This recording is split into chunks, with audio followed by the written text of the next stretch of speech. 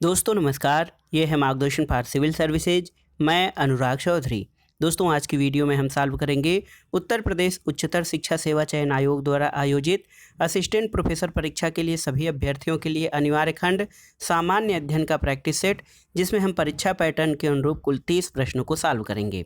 दोस्तों ये practice set government degree college प्रवक्ता और यूजीसी नेट परीक्षा के प्रथम प्रश्न पत्र के लिए बहुत ही उपयोगी है। तो आइए शुरू करते हैं आज का वीडियो। असिस्टेंट प्रोफेसर परीक्षा के लिए सामान्य अध्ययन का प्रैक्टिस सेट संख्या 4। दोस्तों आज की वीडियो का जो पहला प्रश्न है, देखिए बहुत ही महत्वपूर्ण है। इसमें पूछा गया है आपसे कि शिक्षण संबंधी सहायक उपकरणों की उपयोगिता के औचित्य का आधार क्या है। ऑप्शन है कक्षा में विद्यार्थियों का ध्यान आकर्षित करना, कक्षा में अनुशासनहीनता की समस्या को कम करना, विद्यार्थियों के अधिगम परिणामों को इष्टतम करना, या अधिगम कार्यों में विद्यार्थियों को प्रभावी ढंग से लगाना। तो सही उत्तर है ऑप्शन सी, विद्यार्थियों के अधिगम परिणामों को इष्टतम करना। ये शिक्षण संबंधी सहायक उपकरणों की उपयोगिता के औचित्य का आधार है। अगला प्रश्न है दोस्तों, शोध करने के लिए निम्नलिखित में से कौन सी आरंभिक अनिवार्यता की अपेक्षा है। तो सही उत्तर है ऑप्शन बी, अनुसंधान प्रश्न तैयार करना। दोस्तों शोध करने के लिए अनुसंधान प्रश्न तैयार करना आरंभिक अनिवार्यता है, और अनुसंधान प्रक्रिया में अनुसंधान अभिकल्प किसी भी अध्ययन के लिए महत्वपूर्ण है। वास्तव में यही अध्ययन या अनुसंधान की आधारशिला होती है, और ये आधारभूत प्रश्नों को संबोधित करने का दृष्टिकोण होता है।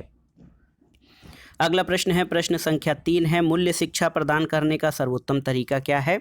ऑप्शन है आपके शास्त्रीय ग्रंथों पर चर्चा, मूल्यों पर व्याख्यान या परिसंवादात्मक विवरण।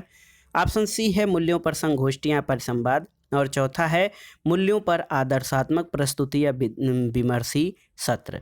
तो सही उत्तर है मूल्यों पर आदर्शात्मक प्रस्तुति या विमर्शी सत्र जो है ये मूल्य शिक्षा प्रदान करने का सर्वोत्तम तरीका है।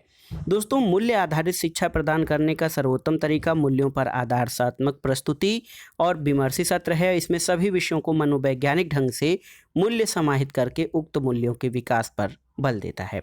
और आप जानते हैं कि मूल्य शिक्षा या वैल्यू एजुकेशन वह शिक्षा है जो व्यक्ति को मूल्यों के प्रति प्रशिक्षित करती है। अगला प्रश्न है, देखिए मानव संसाधन विकास मंत्रालय भारत सरकार द्वारा शुरू की गई योजना नीट यानी NEAT निम्नलिखित में से किसका संक्षिप्त रूप है। तो सही उत्तर है नीट जो है दोस्तों ये क्या है, नीट का पूरा नाम national education alliance for technology. National education alliance for technology option B आपका सही उत्तर है। और उच्च शिक्षा में बेहतर अधिगम परिणाम को सुनिश्चित करने के लिए शिक्षा मंत्रालय द्वारा नीट योजना का शुभारंभ सितंबर 2019 में किया गया था। अगला प्रश्न है दोस्तों, शोध प्रबंध लिखने का प्रारूप वही होता है जो निम्नलिखित में से किसका होता है। देखिए शोध पत्र लेख तैयार करना, संगोष्ठी प्रस्तुतिकरण का लेखन, शोध के लघु शोध प्रबंध में या कार्यशाला सम्मेलन में लेख प्रस्तुत करना। तो सही उत्तर है शोध प्रबंध लिखने का प्रारूप वही होता है जो शोध के लघु शोध प्रबंध के लिखने का प्रारूप होता है। तो ये बहुत ही महत्वपूर्ण है। शोध प्रबंध जिसको थेसिस कहते हैं, इसके लिखने का वही प्रारूप है जो कि शोध के लघु प्रबंध में होता है।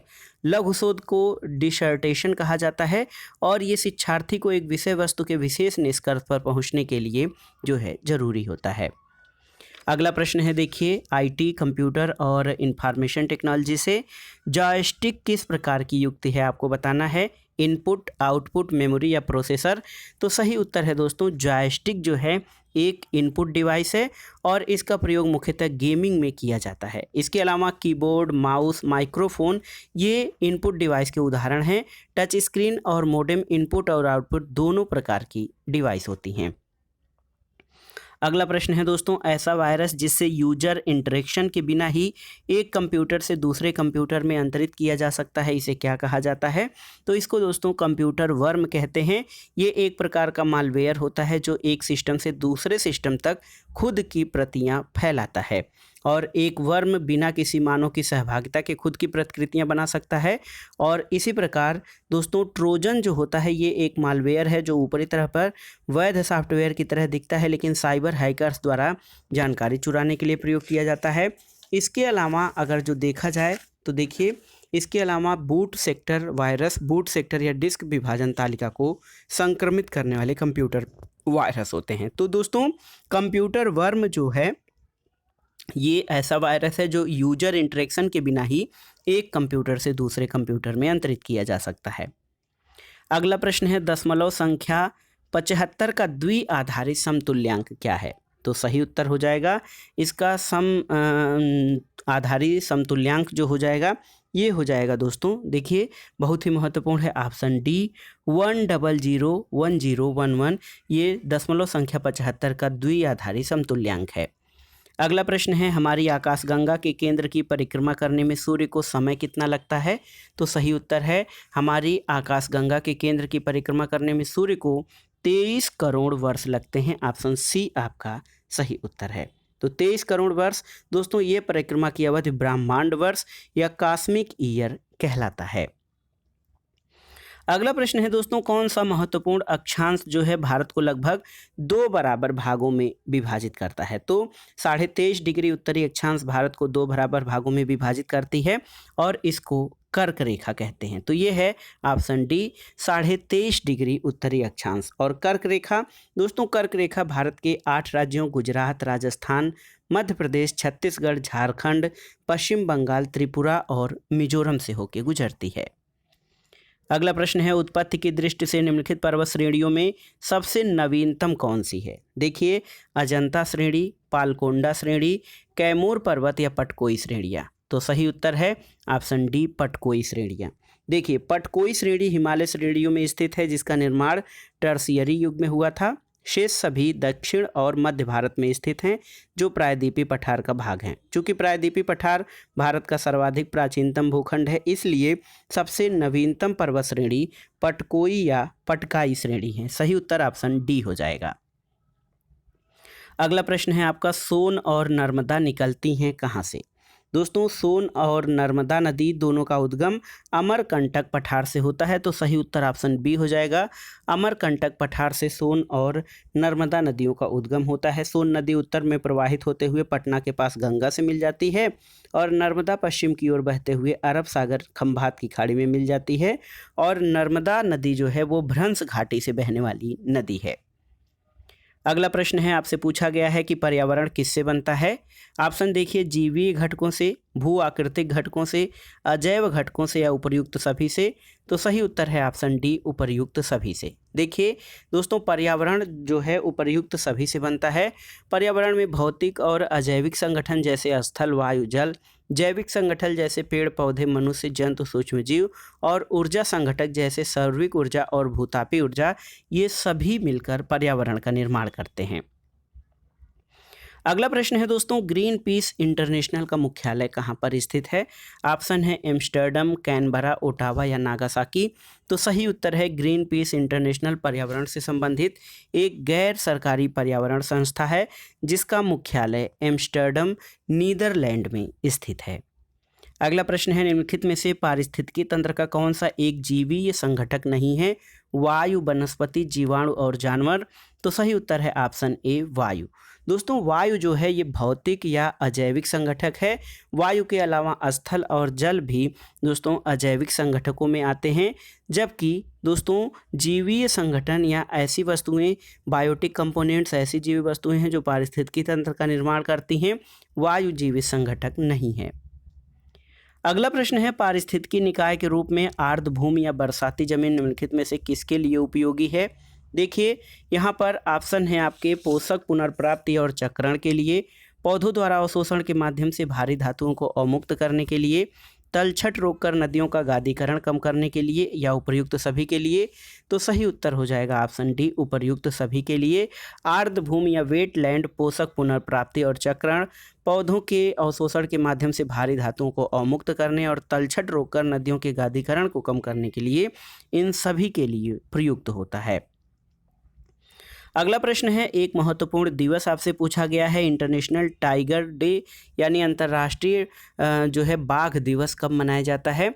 तो सही उत्तर है 29 जुलाई को। दोस्तों देखिए वन्य प्राणी बाघ की स्थिति के बारे में जागरूकता फैलाने के लिए अंतर्राष्ट्रीय टाइगर दिवस प्रतिवर्ष 29 जुलाई को मनाया जाता है और अंतर्राष्ट्रीय बाघ दिवस रूप में 29 जुलाई को मनाए जाने का निर्णय 2010 में सेंट पीटर्सबर्ग बाघ सम्मेलन में लिया गया था। तो ये 29 जुलाई को प्रतिवर्ष अंतर्राष्ट्रीय बाघ दिवस मनाया जाता है।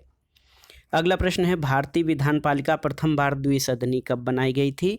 ऑप्शन है आपके 1892 के भारतीय काउंसिल एक्ट द्वारा, 1909 के भारतीय काउंसिल एक्ट द्वारा, 1919 के भारत सरकार अधिनियम द्वारा या 1935 के भारत सरकार अधिनियम द्वारा। तो सही उत्तर है ऑप्शन सी, 1919 के भारत सरकार अधिनियम द्वारा भारतीय विधान पालिका प्रथम बार द्विसदनी बनाई गई थी। अगला प्रश्न कथन कारण से संबंधित है। कथन है आपका भारत का संविधान सबसे अधिक लंबा हो गया है और कारण है मौलिक अधिकारों का अध्याय अमेरिकन संविधान के मॉडल से लिया गया है। तो इसमें दोनों ऑप्शन आपके सही हैं। देखिए ए और आर दोनों सही हैं, लेकिन आर और ए में कोई संबंध नहीं है, इसलिए ए और आर दोनों सही हैं, लेकिन आर ए की सही व्याख्या नहीं करता है। क्योंकि आप जानते हैं दोस्तों कि भारत का संविधान दुनिया का सबसे बड़ा संविधान है और इसमें मौलिक अधिकारों का अध्याय अमेरिका मॉडल से लिया गया है, लेकिन मौलिक अधिकारों के ही वजह से भारतीय संविधान लंबा नहीं हुआ है, इसलिए ए और आर दोनों सही हैं और आर ए की सही व्याख्या नहीं करता है। अगला प्रश्न है भारत के राष्ट्रपति अपनी शक्तियों का प्रयोग करते हैं किसके द्वारा, सीधे अथवा अपने अधीनस्थ अधिकारियों द्वारा, मंत्रियों के द्वारा, प्रधानमंत्री के द्वारा, मंत्रिमंडल के द्वारा या उपरोक्त में से कोई नहीं। तो सही उत्तर है भारत के राष्ट्रपति दोस्तों अपनी शक्तियों का प्रयोग, ये भारत का राष्ट्रपति अनुच्छेद 52 में वर्णन है कि भारत का एक राष्ट्रपति होगा जिसमें संघ की कार्यपालिका शक्ति निहित होगी और वह इसका प्रयोग संविधान के अनुसार स्वयं या अपने अधीनस्थ अधिकारियों के द्वारा करेगा। तो सही उत्तर क्या हो जाएगा दोस्तों, इसमें सीधे या अपने अधीनस्थ अधिकारियों के द्वारा। ऑप्शन ए आपका सही उत्तर है। इसको मैं स्टार कर रहा हूँ, थोड़ा सा अलग प्रश्न है इसलिए आप इसको देख लीजिएगा। भारत के राष्ट्रपति अपने शक्तियों का प्रयोग सीधे अथवा अपने अधीनस्थ अधिकारियों के द्वारा करता है। अगला प्रश्न है राज्य विधान परिषद का प्रावधान भारतीय संविधान के किस अनुच्छेद में किया गया है। तो दोस्तों भारतीय संविधान के अनुच्छेद 171(1) के अनुसार राज्य की विधान परिषद के सदस्यों की कुल संख्या उस राज्य की विधानसभा के सदस्यों के 1/3 से अधिक नहीं होगी। दोस्तों विधान परिषद दोस्तों अनुच्छेद 170 में विधानसभा की संरचना, अनुच्छेद 172 में राज्यों के विधानमंडलों की अवधि और 73 में राज्य के विधानमंडल की सदस्यता। तो सही उत्तर आपका हो जाएगा अनुच्छेद 171 में राज्य विधान परिषद से संबंधित प्रावधान दिए गए हैं। अगला प्रश्न है ऋग्वेद काल में जनता निम्न में से मुख्यतया किसमें विश्वास करती थी, आपको बताना है। मूर्ति पूजा, एकेश्वरवाद, देवी पूजा या बलि और कर्मकांड। तो सही उत्तर है ऋग्वेद काल में जनता बलि और कर्मकांड में विश्वास करती थी। इसमें यज्ञ, प्रार्थना, देवी और देवताओं की जो है स्तुति और प्रार्थना शामिल हैं और दोस्तों इसमें बलि कुछ कर्मकांड निहित थे। इसमें ऋग्वैदिक काल के लोग विश्वास करते थे। अगला प्रश्न है दोस्तों भारत द्वारा कब 6वें भारत यूरोप संघ साइबर संवाद का वर्चुअल प्रारूप में आयोजन किया गया। तो ये तिथि है दोस्तों 14 दिसंबर 2020 को भारत द्वारा 6वें भारत यूरोपीय संघ साइबर संवाद वर्चुअल प्रारूप में आयोजन किया गया था। अगला प्रश्न है भारत के प्रथम स्वतंत्रता संग्राम का मुख्य तात्कालिक कारण क्या था, आपको बताना है। डलहौजी की हड़प नीति, अंग्रेजों का धर्म में हस्तक्षेप का संदेह, देसी राजाओं का असंतोष या भारत की आर्थिक शोषण। तो सही उत्तर है दोस्तों ये था अंग्रेजों द्वारा धर्म में हस्तक्षेप का संदेह। 1857 की क्रांति को बी डी सावरकर ने प्रथम स्वतंत्रता संग्राम की संज्ञा दी है और इस संग्राम का तात्कालिक कारण चर्बी वाली घटना को माना जाता है, जिसमें ये अफवाह थी कि इनफील्ड राइफल में प्रयुक्त होने वाले कारतूसों में गाय सुअर की चर्बी लगी है और इसे भारतीय अंग्रेजों द्वारा अपने धर्म में हस्तक्षेप मानते थे। अगला प्रश्न है पिछड़े वर्गों का उत्थान किसका मुख्य कार्यक्रम था। प्रार्थना समाज, सत्यशोधक समाज, आर्य समाज या रामकृष्ण मिशन। तो सही उत्तर है सत्यशोधक समाज। ऑप्शन बी आपका सही उत्तर हो जाएगा। दोस्तों पिछड़े वर्गों का उत्थान जो है ये सत्यशोधक समाज का मुख्य कार्यक्रम था। इसकी स्थापना 1873 में ज्योतिबा फुले के द्वारा की गई थी। अगला प्रश्न है निम्नलिखित में से किस नेता ने 1906 में कलकत्ता कांग्रेस अधिवेशन की अध्यक्षता की थी। तो सही उत्तर है कलकत्ता कांग्रेस अधिवेशन में या कलकत्ता के 1906 के कांग्रेस अधिवेशन में दोस्तों दादा भाई नौरोजी। तो सही उत्तर है ऑप्शन डी, दादा भाई नौरोजी कलकत्ता कांग्रेस अधिवेशन के अध्यक्ष थे। अगला प्रश्न है, निम्नलिखित में से किस कंपनी ने भारतीय अंतरिक्ष अनुसंधान संगठन यानी इसरो को सबसे बड़ा क्रायोजेनिक प्रणोदक टैंक प्रदान किया है? तो दोस्तों हिंदुस्तान एरोनॉटिक्स लिमिटेड या एचएएल जिसको शॉर्ट में कहा जाता है, एचएएल ने भारतीय अंतरिक्ष अनुसंधान संगठन को सबसे बड़ा क्रायोजेनिक प्रणोदक प्रदान किया गया है। और ये C32LH2 नाम का ये प्रणोदक या प्रोपेलेंट जो है ये एचएएल के द्वारा निर्मित अब तक का सबसे बड़ा क्रायोजेनिक प्रोपेलेंट टैंक है। अगला प्रश्न है करंट अफेयर से ही है, अटल नवप्रवर्तन यानी अटल इनोवेशन मिशन किसके अधीन स्थापित किया गया है? तो सही उत्तर है दोस्तों, अटल इनोवेशन मिशन जो है ये नीति आयोग के अधीन, नीति यानी national institution for transforming India यानी राष्ट्रीय भारत परिवर्तन संस्थान जो नीति आयोग है इसके अधीन अटल इनोवेशन मिशन स्थापित किया गया है। और अटल इनोवेशन मिशन का कार्यक्रम देश भर में स्कूलों, विश्वविद्यालयों, अनुसंधान संस्थानों, MSME क्षेत्र और औद्योगिक स्तरों पर नवाचार और उद्यमिता को बढ़ावा देना है। अगला प्रश्न है, वर्ष 2034 में एशियाई खेलों का आयोजन कहाँ किया जाएगा? आपको बताना है 2034 के एशियाई खेलों का आयोजन कहाँ किया जाएगा। देखिए ऑप्शन है आपके बैंकॉक, नई दिल्ली, दोहा या रियाद। तो सही उत्तर है दोस्तों, एशियाई खेल जो है 2034 के एशियाई खेल रियाद सऊदी अरब में आयोजित होंगे। देखिए 2030 के एशियाई खेलों का आयोजन कतर की राजधानी दोहा में और 2034 के एशियाई खेलों का आयोजन रियाद सऊदी अरब में होगा। इस प्रैक्टिस सेट का आखिरी प्रश्न है दोस्तों, दिसंबर 2020 में भारत के शीर्ष रक्षा सूत्रों के अनुसार देश के पहले मैरीटाइम थिएटर कमांड का परिचालन कब से शुरू होगा? तो ये उत्तर है दोस्तों वर्ष 2021 से। देखिए दोस्तों दिसंबर 2020 में भारत के शीर्ष रक्षा सूत्रों ने कहा कि देश के पहले मैरीटाइम थिएटर कमांड का परिचालन वर्ष 2021 से शुरू हो जाएगा और MTC देश का पहला नया भौगोलिक थिएटर कमांड होगा जिसकी स्थापना कर्नाटक के करवार नौसेना बेस में की जा रही है। और MTC की अध्यक्षता 3 स्टार नौसेना अधिकारी वाइस एडमिरल द्वारा की जाएगी। तो सही उत्तर है वर्ष 2021 से MTC यानी मैरीटाइम थिएटर कमांड का जो है परिचालन शुरू किया जाएगा।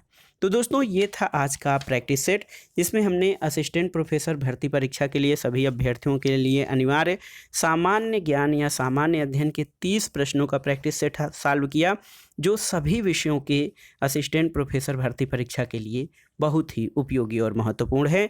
तो आप इन प्रश्नों को तैयार कर लीजिएगा। इसके अलावा ये वीडियो गवर्नमेंट डिग्री कॉलेज प्रवक्ता और UGC नेट परीक्षा के प्रथम प्रश्न पत्र के लिए जो कि शिक्षण और शोध अभियोग्यता वाला प्रश्न पत्र है उसके लिए बहुत ही उपयोगी है। तो आप इस प्रैक्टिस सेट को तैयार कर लीजिएगा। दोस्तों वीडियो आपको कैसा लगा हमें कमेंट बॉक्स में ज़रूर बताइएगा। वीडियो को लाइक करें, शेयर करें और इस चैनल मार्गदर्शन फॉर सिविल सर्विसेज को सब्सक्राइब करें। वीडियो देखने के लिए धन्यवाद दोस्तों, नमस्कार।